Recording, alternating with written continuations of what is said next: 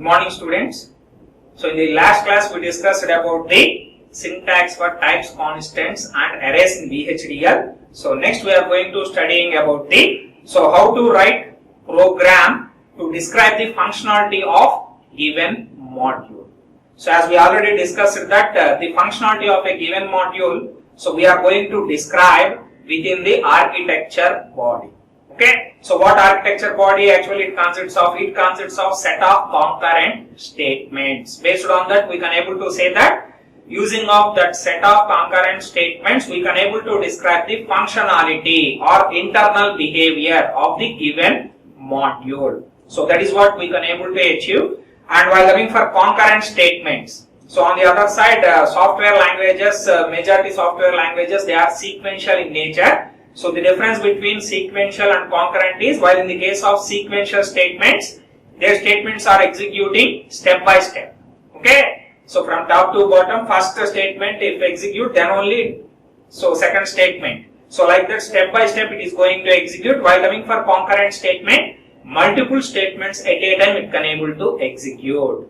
So that is the main difference while you are comparing with the sequential statement. Coming to the concurrent statement, where all those set of concurrent statement, whatever we described in the architecture body, all are going to execute at a time.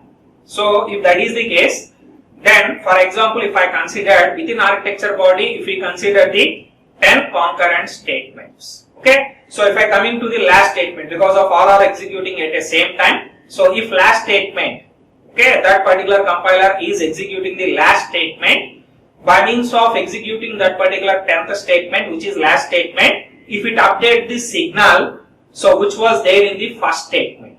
Okay, if that is the case, then after executing this particular last statement, compiler once again go back to the first statement, and by means of updating that particular signal, once again it is going to execute the first statement.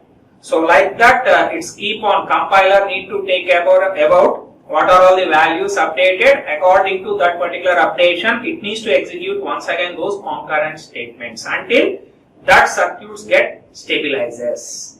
Okay, so up to that particular one, compiler keep on doing execution of these concurrent statements. So that is how that particular concurrent statements are going to execute. So while in the case of this particular one.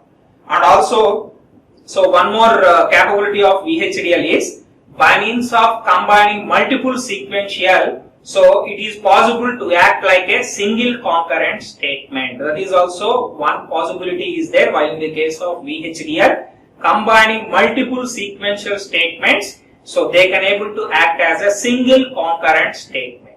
Okay, so that facility also provided while in the case of VHDL. Wherever such type of operation is required, in such cases we can able to use multiple sequential as a single concurrent statements. So now we are going to discuss about the concurrent statements. Depending on the type of statement that we are using, there are multiple levels of abstractions are there. Okay, so multiple levels of abstractions are there. So based on the use of the concurrent statement. Anyway, here we are going to consider the three different description styles. Okay, so three different description styles that we are going to consider. So those three are structural description, or we can also call it as structural design.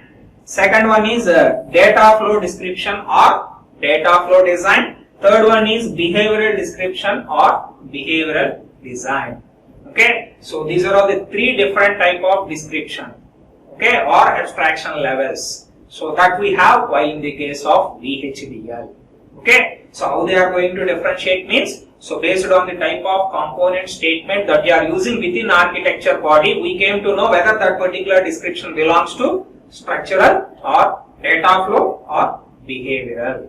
Okay, so here we are supposed to study about all these three. First, while coming for structural description, how we can able to describe that particular module means, so as the title just suggests, structure wise, that is nothing but where we are going to represent the netlist or simply block diagram.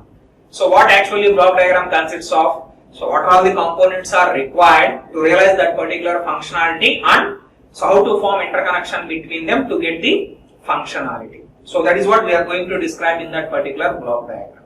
So in the same way, while you are developing program using the structural description, so we are supposed to follow the same thing. That is, so what are all the components are required? Okay, so those must be instantiated using of the concurrent statements, and by means of forming interconnection between them, we can able to describe the functionality of that particular module. So that is how we are going to describe the structural description. That one seems to be same as how we can able to represent a block diagram or synthesis output, which is netlist. Okay, same structure, that block diagram, whatever structure it consists of, same structure we are going to describe while in the case of the structural description, physical components and interconnections between them. That is what we are going to describe under this particular structural description. And next to that, second one is data flow description.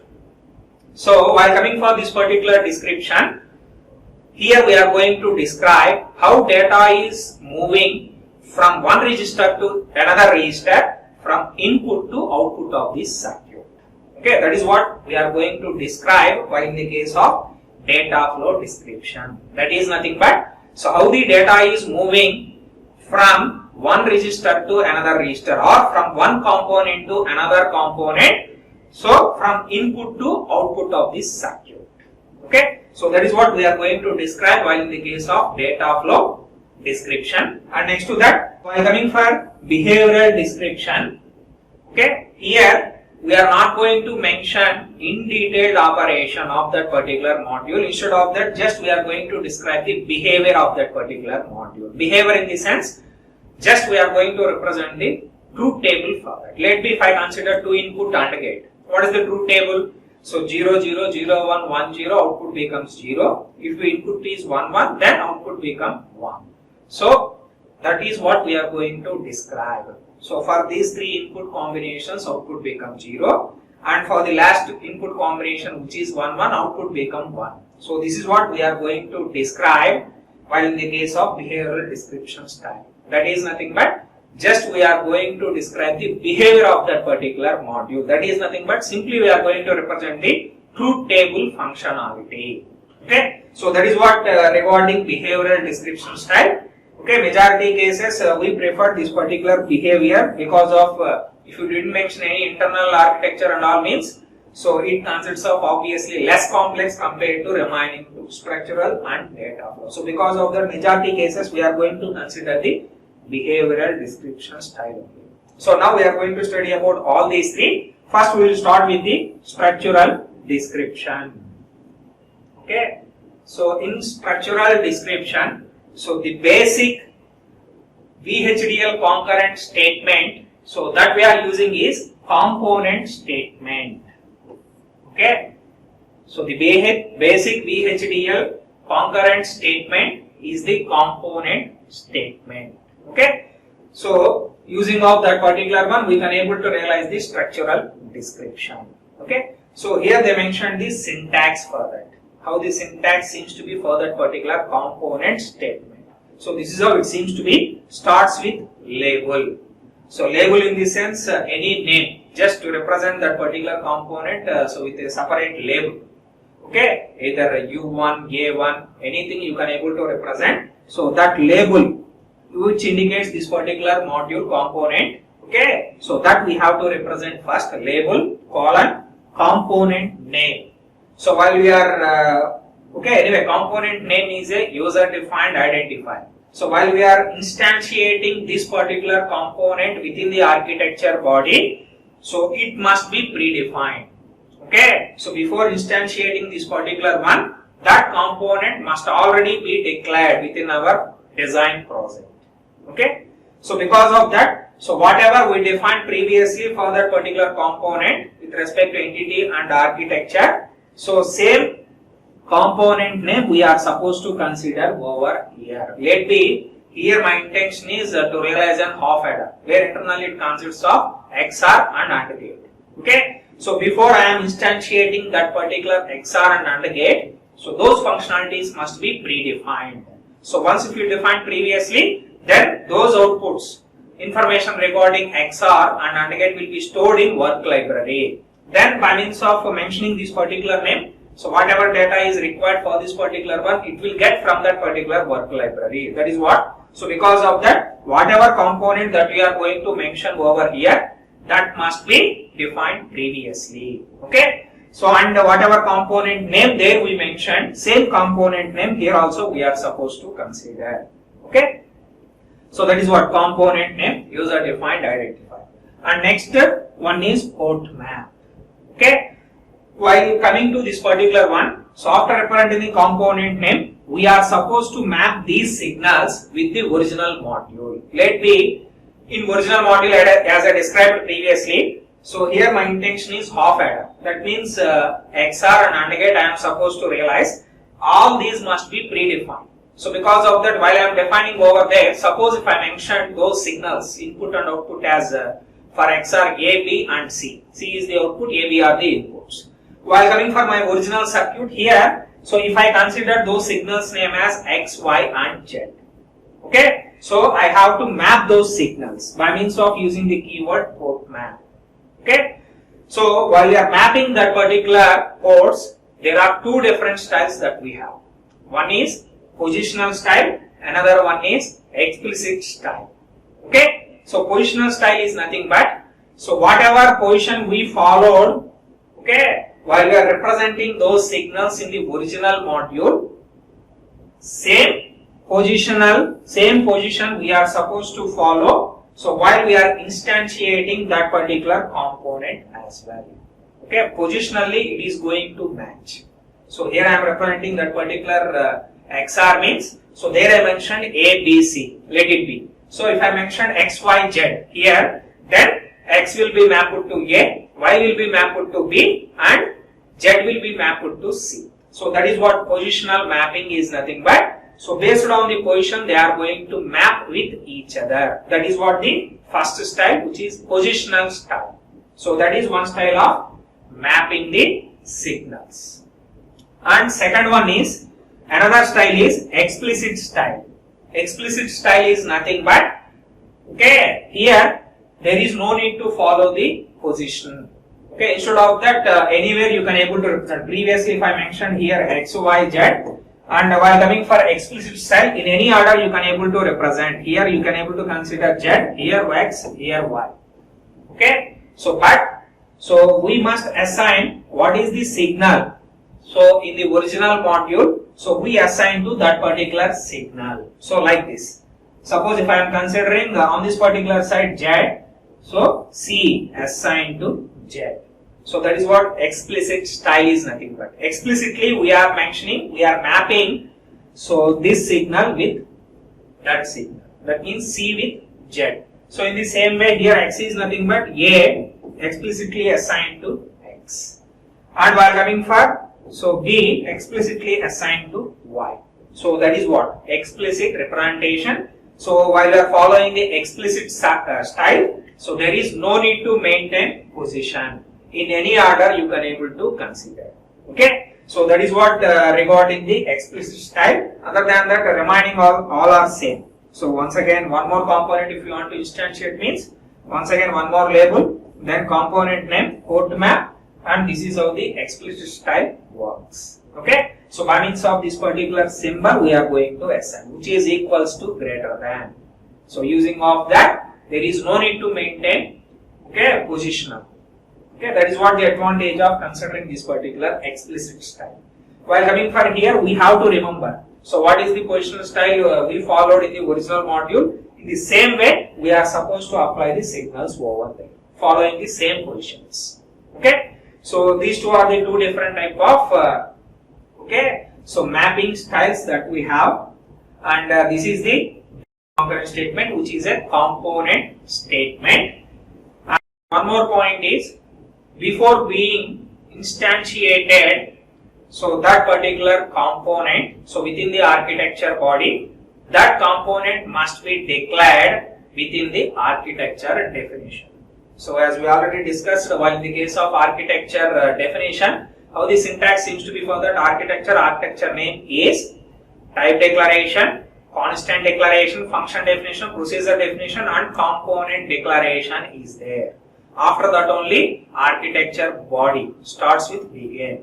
Okay, so because of that, so as we discussed previously, the basic concurrent statement is the component statement. Okay, so coming to that, so before instantiating that particular concurrent statement, that's what component statement within the architecture body, so that component must be declared before architecture body. That is where, okay, component declaration. So because of that, next we will look at how that particular component declaration seems to be. Okay, so while coming for that, so this is the syntax of VHDL component declaration. Okay, this is how it seems to be. So if you observe this particular component declaration, so this one seems to be same as entity declaration. So in entity, what is the syntax for that? Entity name is port, signal name colon mode signal type, and after mentioning all those signals, finally and entity name. So if you compare with that particular one, the only difference is instead of entity here we are going to get a component, and in addition to that there is no is over there. And finally in entity declaration here we are going to represent the end entity name, but here end component you are supposed to write. Only these three modifications. Component instead of entity, and there is no is over there, and remaining all are same. While coming for the last one, we are supposed to end the component instead of entity name, so component. Okay, so this is what the component declaration. So what it consists of, it starts with a keyword component, then component name, so which will be already predefined one. Okay, so whatever we mentioned name at that particular location, same component name we are supposed to consider over here while you are declaring that particular component. Okay, component name, then after that port. Okay, so where we are going to mention the port declaration. So what are the ports it consists of? That is nothing but inputs and outputs only. So signal names colon signal names, which is an user defined identifier, then mode. As we discussed previously, there are 4 reserved words for that. So in out and buffer. So while coming for in, that is going to represent the input signal. Okay, while coming for out, it is going to represent the output signal. So but that out value you can't able to read within the architecture. So because of that only we move on to the buffer.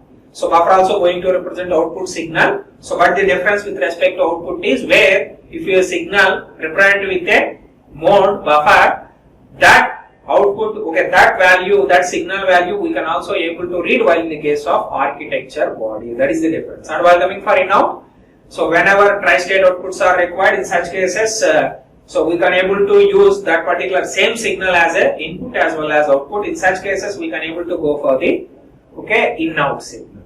And finally signal type. We already discussed that we have several predefined types as well as user defined types, such as bit vector, so integer, character, and while coming for user defined enumerated type, okay, and std underscore ulogic, std underscore logic, so subtypes. So all those we can able to mention as a type for that particular signal. And multiple statements we are going to, multiple port declarations we are going to mention. And while coming for the last one, so we should not mention the, so semicolon at the end of this particular last statement type. After closing the parenthesis, then only we are supposed to mention the point you are supposed to remember. And finally, we have to, so end that particular component by means of a keyword end, and component keyword end component. Okay, so this is how the syntax of a VHDL component declaration seems to be. Okay, anyway, next we are going to discussing about the, so how to write a program, so using of all this. Okay. Anyway, thank you very much.